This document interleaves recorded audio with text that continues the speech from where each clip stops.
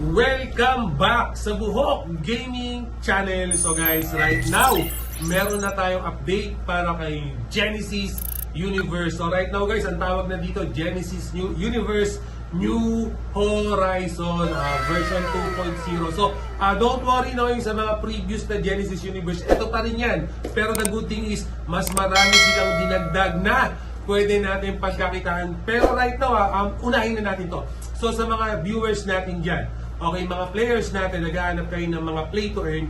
Right now guys, Genesis Universe New Horizon, play to earn to. At the same time, free to play. Yes, free to play. Pwede kayong kumita kahit wala pa kayong kapital. Pwede kayong kumita kahit wala pa kayong puhunan. At ito pa, bago natin tignan yung update sa New Horizon, baka mamaya naghahanap ka ng mga extra income, guys, I highly encourage you all na sumali kayo sa mga social media ni Genesis Universe. Guys, almost every day namimigay sila ng mga pag-giveaways. Meron silang mga event sa kanilang social media na namimigay ng mga US dollar. Okay guys, again sabihin mo 5 US dollar yan, sabihin mo 10 US dollar yan. Saan mo naman pupulutin yan? Kung meron ka namang internet connection, kung meron ka naman mobile device right now, mag-join na kayo sa social media ni Genesis Universe. So hindi na natin papatagalin to, dive in na tayo sa mga update na pwede natin pagkakitaan kay Genesis Universe.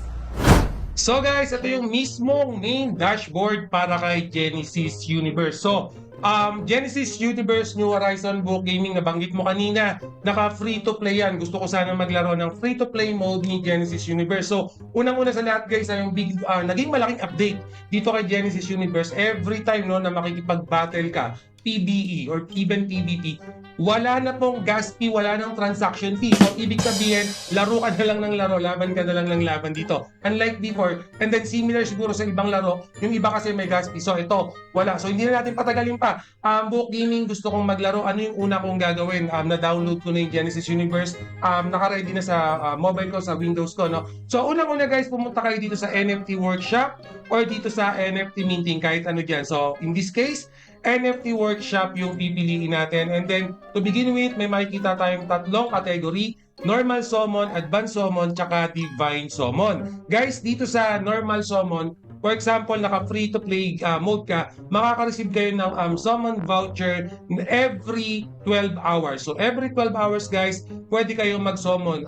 Be mindful hindi nagpapatong tong voucher na to. So, isang voucher lang yung pwede nyong i-hold sa inventory nyo. For example, may voucher na kayo ngayon and then naghintay pa ulit kayo ng another 12 hours, hindi yon magpapatong. So, make sure na lagi nyong gagamitin tong voucher nyo. So, ako pwede akong gamitin na tong voucher na to, pero in this tutorial, kasi pag tinignan pala natin tong normal summon guys, makikita natin yung mga rating niya. So 1 to 4 star yung pwede natin makuha ang NFT dito or card, no? So 1 to 4 star, and then yung probability nandito rin. So 1 star 7%, no? Papakita ko lang muna sa inyo yung advanced summon din. So sa advanced summon, meron din akong 1, no? Pwede na rin ako mag-summon.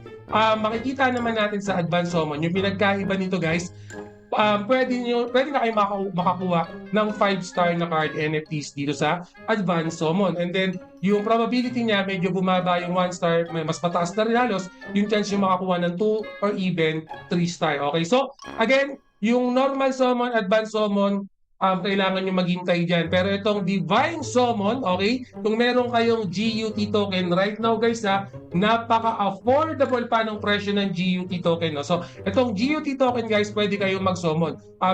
For example, pwedeng single summon lang or 10 summon. So, kung naiinip ka, maghintay ng 12 hours para makumpleto mo yung set of team mo, okay, I highly recommend na mag-GUT na lang kayo, especially ngayon nasa bull market tayo. Mas mataas yung cryptocurrency. So, pwede ako mag-summon ng 10 pero paisa-isa lang. So, may mga card na rin kasi ako. Papakita ko lang sa inyo. Mag-try lang tayo mag-summon ng isang card right now.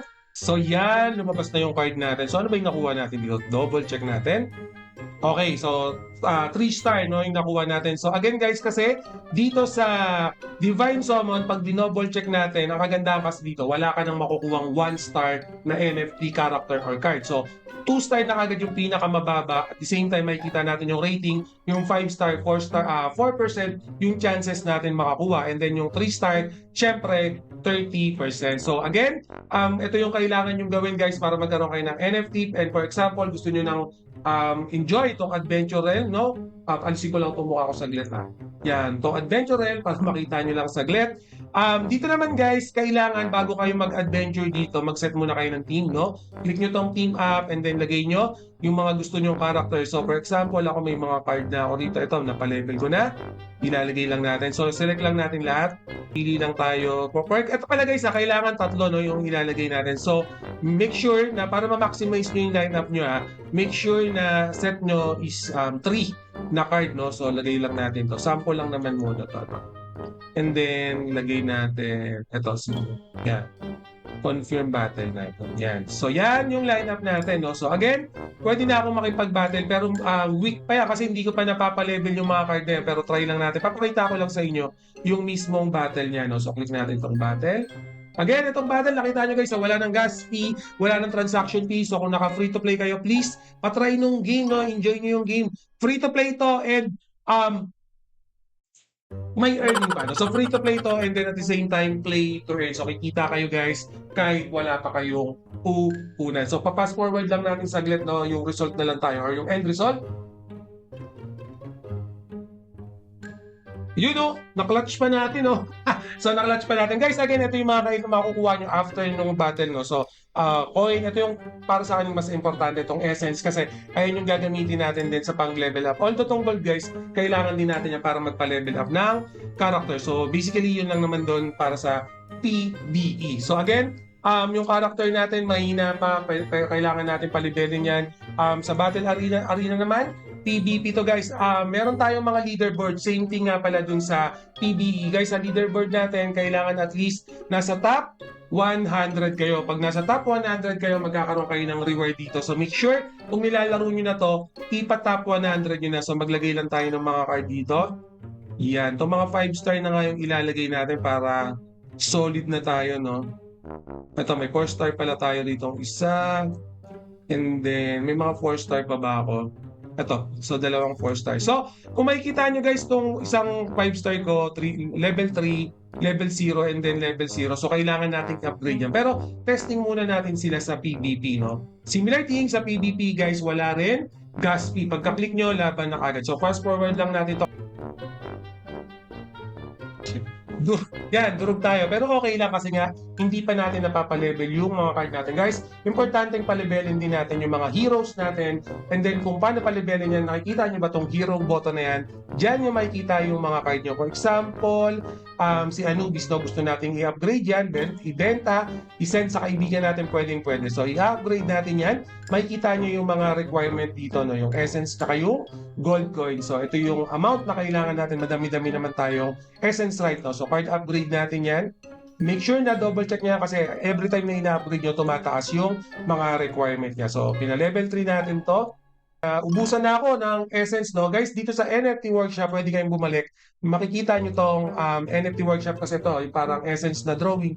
Dito, yung mga hindi nyo na kailangan ng NFT, mga card, for example, nakuha nyo sa voucher, sobrang na yung team nyo, pwede nyo silang i-convert or disassemble para maging essence. Pwede nyo, so yung mga hindi na natin ginagamit, disassemble na lang, and then yung mga ginagamit nating hero, yun yung backup natin ng ibabap. So yan, nakakuha na ako ng panibagong essence. So, much probably ayun yung mga play to earn or play to play rather, and then kikita pa kayo. Pero ito yung pinakamaganda dyan guys, itong Faction Wars. Guys, dito sa Faction Wars talaga, para sa akin ito yung idle earning. Kikita kayo ng wala kayong ginagawa. Okay, kahit nakatambay kayo sa bahay. Pero kailangan, i-set up nyo muna. For example, ito yung base ko, Indian base. Guys, parang tower defense to, no? So, siguro kung nalaro nyo yung Warcraft before, Warcraft 3, yung huling-huling mission doon, rotation siya. For example, ito, i-straight capture muna natin, no? Kumbaga, ito, base ko na to. Pero at the same time, itong base na to, kailangan palakasin nyo rin yan kasi pwedeng sakupin yan ng kalaban natin. Pero for this one, mag-set up muna ako ng at least 6 para makapag-capture na ako sa kalaban. So, the point kasi guys, itong base nyo, pag nakapag-set na kayo dito, for example, 6, magsisimula na yung parang staking nyo. So, kikita na kayo by just simply doing this, no? Pag may base na kayo right now, ang problema kasi, pwede rin kayong atakihin. Okay, parang tower defense, no? Pwede rin kayong atakihin ng ibang faction. So, The good thing naman, kailangan i-upgrade nyo, lagyan nyo ng e-buy. Itong base nyo, for example, magti-team up tayo dito, no? Iyan. So, lagay lang natin to. Lagay ko lang to. So, lalagay ko lang din to. Yan. Ay, sorry. Bawal nga pala yung magkaparehas na hero, guys. No? So, be mindful with that. So, yan. So, ibig sabihin, may depensa na yan. So, ito, for example, magti-team up ka. Diyan naman papasok yung mga hero hindi mo din ginagamit. So, again, ayun yung magiging strategy tactics dyan. Ano ba yung mas matimbang book gaming? Yung hero hindi ko na ginagamit, i-convert ko sa essence o ipang-depensa ko sila. Ito, pakita ko lang yung resources dyan, ha. So, ito, makikita natin pwede tayong mag-collect every end of season. Pero mas maganda, kumpletuhin nyo muna. Okay? Kumpletuhin nyo tong kampo nyo, punuin nyo muna yan. Pero, and be mindful din guys ha, para hindi kayo malito. Makikita, ito, click nyo lang itong camp button na to. Yan.